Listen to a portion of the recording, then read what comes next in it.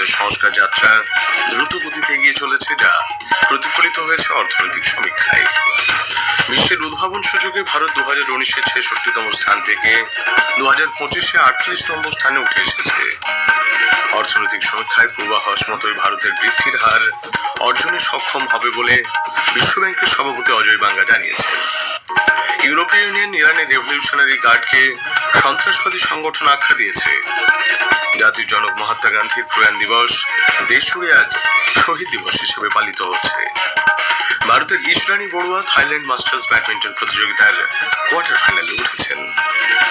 আসছি বিস্তারিত খবরে। প্রধানমন্ত্রী নরেন্দ্র মোদী বলেছেন, অর্থনৈতিক সমীক্ষা যা উঠে এসেছে তা ভারতের সংস্কারমুখী চিন্তাভাবনার ফলাফল। এক সমাজ মাধ্যম পোস্টে তিনি জানান, বিশ্বজুড়ে চলা প্রতিকূল পরিবেশে ভারতের সংস্কার যাত্রা দ্রুত গতিতে এগিয়ে চলেছে। এই সমীক্ষা সেই অগ্রগতির চিত্রকেই তুলে ধরে।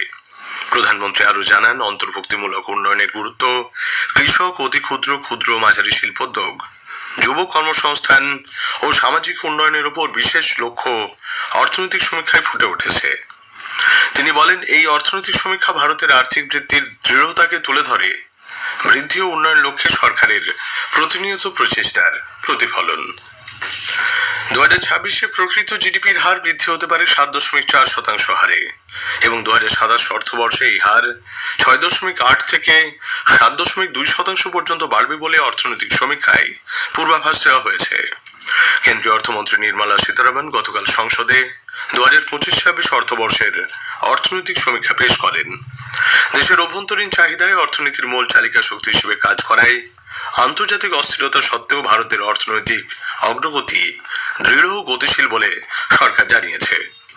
সমীক্ষায় অভ্যন্তরীণ চাহিদার পাশাপাশি শহরাঞ্চলে ভোগ ব্যয় বৃদ্ধি অর্থনৈতিক কর্মকাণ্ডকে আরো বাড়িয়ে তুলেছে এবং কর কাঠামোর সংস্কার এই বৃদ্ধিতে সহায়ক হয়েছে বলে সমীক্ষায় উল্লেখ রয়েছে। দেশে অনুৎপাদক সম্পত্তির মোট অনুপাত বহু দশকের মধ্যে সর্বনিম্ন 2.2% দাঁড়িয়েছে। 2025 অর্থবর্ষে পণ্য পরিষেবার ক্ষেত্রে ভারতের মোট রপ্তানি রেকর্ড 8,25,300 কোটি মার্কিন ডলারে পৌঁছেছে। 3 বছর আগে 6.5% থেকে ভারতের আর্থিক বৃদ্ধির হার 7% পৌঁছেছে বলে কেন্দ্রীয় সরকারের মুখ্য অর্থনৈতিক উপদেষ্টা ডক্টর ভি নাগেশ্বরন জানিয়েছেন। নতুন দিল্লিতে গতকাল অর্থনৈতিক সমীক্ষা নিয়ে কথা বলার সময় সাংবাদিকদের তিনি বলেন, কোভিডের আগে জিডিপি বৃদ্ধির হার ছিল 6.4%, 2025-এ তা 6.5 এবং এবছর 7.4% পৌঁছানোর সম্ভাবনা। India's growth numbers stand out in comparison to any other part of the world, and that is why we call India a oasis of economic performance in the global scenario. And if you look at the last few years in comparison to pre-COVID average, real GDP growth pre-COVID was 6.4%, and in FY25 was 6.5, and this year, as I said, Mosby is predicting 7.4. Private final consumption expenditure growth is 7% for this year, on top of 7.2 last year. And in real terms, gross fixed capital formation is going to do a lot better. বিশ্বব্যাংকের সভাপতি অজয় বাঙ্গা বলেছেন, ভারত দেখিয়ে দিয়েছে যে এদেশে ব্যতিক্রমী বিকাশ সম্ভব। ভুবনেশ্বরে সাংবাদিকদের সঙ্গে কথা বলার সময় তিনি আশা প্রকাশ করেন যে ভারত অবশ্যই অর্থনৈতিক সমীক্ষার পূর্বাভাস অনুযায়ী বিকাশ হার অর্জন করবে। If you want to be Viksit Bharat by 2047, then this kind of facility, this kind of skilling effort, this kind of devotion of people who run facilities like this is very important. Skilling our population in India is going to be very important. You have 12 million young people becoming ready for a job every year. If you skill them the right way, then you can get them the opportunity to work in a state, in a city, in a village, in another town, and in countries overseas. আন্তর্জাতিক অর্থ ভান্ডার IMF Bharat ও ইউরোপীয় ইউনিয়নের মধ্যে মুক্ত বাণিজ্য চুক্তিকে একটি ইতিবাচক পদক্ষেপ বলে অভিহিত করেছে। বিশ্বজুড়ে বাণিজ্য নিয়ে অনিশ্চয়তার মধ্যে ভারতের এই পদক্ষেপ অর্থনৈতিক সংহতি সুদৃঢ় করার প্রয়াস বলে তাদের পর্যবেক্ষণ। সম্ভাবনাময় বাজার অর্থনীতি সম্পর্কে কয়েকটি প্রশ্নের উত্তরে IMF এর অর্থনৈতিক পরামর্শদাতা ও গবেষণা বিষয়ক অধিকর্তা পিয়ের অলিভিয়ের গৌরিনচাস বলেছেন, বিশ্ব বাণিজ্যের ক্ষেত্রে ঝড়ঝাপটা সত্ত্বেও বাণিজ্য সম্প্রসারণে সরকারগুলির সদিচ্ছার পরিচয় মিলেছে সাম্প্রতিক বাণিজ্য চুক্তিতে। ইউরোপীয় ইউনিয়ন ও ভারতের মধ্যে ঐতিহাসিক মুক্ত বাণিজ্য চুক্তি স্বাক্ষরিত হওয়ার প্রেক্ষিতে বাংলাদেশের রেডিমেড বা তৈরি পোশাক রপ্তানিকারকরা তীব্র প্রতিযোগিতার মুখে পড়বেন বলে মনে করা হচ্ছে। ফলে 2027 সাল থেকে ভারতীয় পোশাক রপ্তানি শুল্কমুক্তভাবে ইউরোপীয় বাজারে প্রবেশ করবে। বর্তমানে ভারতীয় পোশাকে যে 12% শুল্ক আরোপিত হয় তাও বাতিল হবে। বাংলাদেশ বর্তমানে এলডিসি সুবিধার আওতায় ইউরোপে শুল্কমুক্ত রপ্তানি করছে, কিন্তু এই সুবিধা 2029 সালে শেষ হবে। বিশ্বের উদ্ভাবন সূচকে ভারত 38 নম্বর স্থানে উঠে এসেছে। গত কয়েক বছরে ভারতের উদ্ভাবন পরিমণ্ডলে স্থায়ী অগ্রগতি হয়েছে। 2019-এ ভারতের স্থান ছিল 66।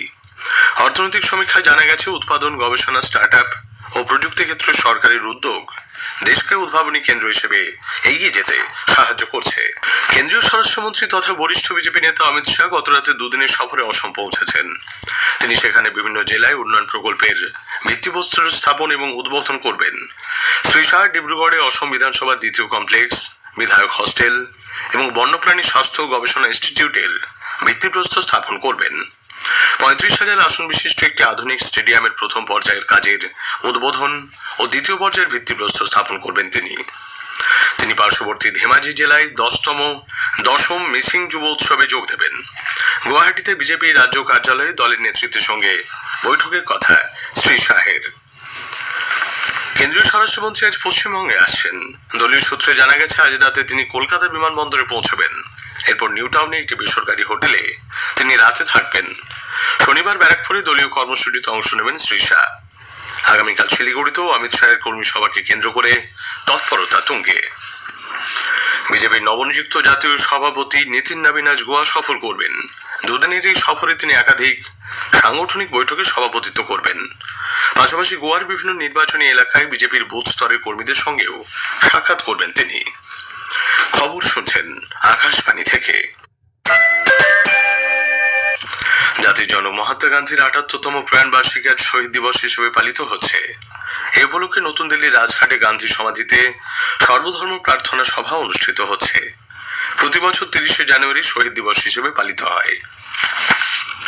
ইউরোপীয় ইউনিয়ন ইরানি সরকার বিরোধী বিক্ষোভ আন্দোলনের দমনমূলক ভূমিকা গ্রহণের প্রেক্ষিতে ইসলামিক রেভলিউশনারি গার্ড আইআরজিসি-কে সন্ত্রাসবাদী সংগঠন আখ্যা দিয়েছে। ইউএর বিদেশ নীতির বিষয়ক প্রধান কাজা কালাস বলেছেন, এ বিষয়ে বিদেশমন্ত্রীরা সর্বসম্মত সিদ্ধান্তে পৌঁছেছেন। তিনি বলেন, কোন শাসক গোষ্ঠী যদি তাদের নিজেদের হাজার হাজার মানুষকে হত্যা করে তাহলে তা তাদের নিজের ধ্বংসের পথে নিয়ে যায়। কালাস বলেন, আইআরজিসির এই কাজ তাদের আল কায়দা, হামাস, দায়েশের সঙ্গে এক সারিতে দাঁড় করাবে। মার্কিন রাষ্ট্রপতি ডোনাল্ড ট্রাম্প বলেছেন, ভেনেজুয়েলার ওপর বাণিজ্যিক আকাশপথ খুলে দেওয়া হবে এবং খুব শীঘ্রই আমেরিকান নাগরিকরা সেখানে যেতে পারবেন। এই লক্ষ্যে পরিবহন সচিব শন ডাফি এবং সামরিক নেতৃত্বকে প্রয়োজনীয় পদক্ষেপ নিতে নির্দেশ দেওয়া হয়েছে। Very shortly able to go to Venezuela, and they'll be safe there. They'll be safe. It's under very strong control, and the people formerly of Venezuela, some want to go back to visit, and they're going to be able to do that. So I've instructed Sean Duffy and everybody else concerned, including the military, that if you would, by the end of today, I'd like to have the airspace over Venezuela. Planes can go to Venezuela opened up.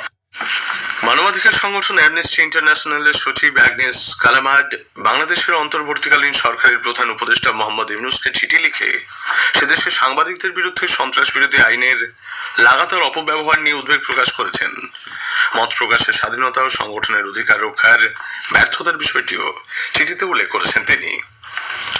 Thailand masters ব্যাডমিন্টনে মেয়েদের সিঙ্গলসে ভারতের ইশারানী বড়ুয়া দক্ষিণ কোরিয়ার দ্বিতীয় বাছাই Song সোনজুনকে হারিয়ে quarter ফাইনালে উঠেছেন।